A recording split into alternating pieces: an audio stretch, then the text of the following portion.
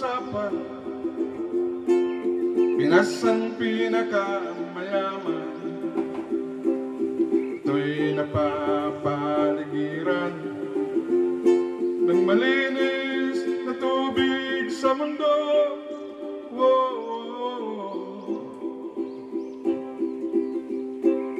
Lahat ng tubig, pag-aari ng Diyos.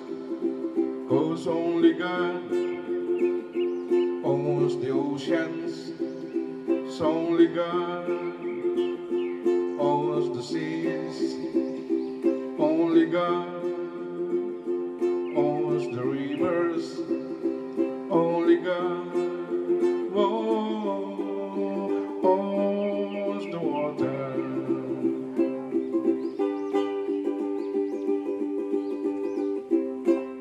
Lahat ng tubig kailangan natin, kailangan ng tao para sa inumin, kailangan ng hayop para mabuhay, kailangan ng isda para magbigay ng buhay, kailangan din sa irigasyon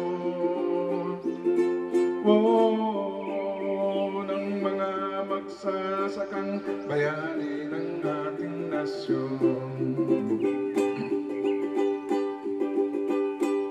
Ang bansang may tubig na malinis, kahit walang ginto't diamante at langis. Bansa ng mundo'y maiinggit, lahat sila'y maiinis.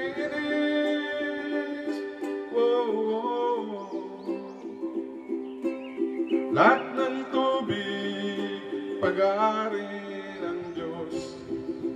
'Cause only God owns the oceans. Only God owns the seas. Only God owns the rivers. So only God owns the water. Lahat ng tubig kailangan natin, kailangan ng tao para sa inumin, kailangan ng hayop para mabuhay, kailangan ng isda para magbigay ng buhay, kailangan din sa irigasyon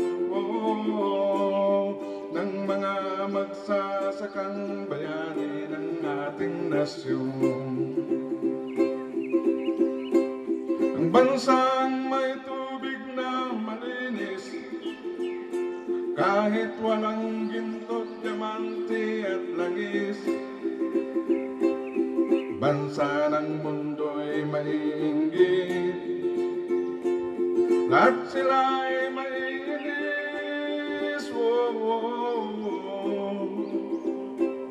Lahat ng tubig, pag-aari ng Diyos. 'Cause only God owns the oceans. So only God owns the seas. So only God owns the rivers. Only God owns the water. Only God owns the water. Only God owns the water. Tandaan po, all waters belongs to the state. Thank you.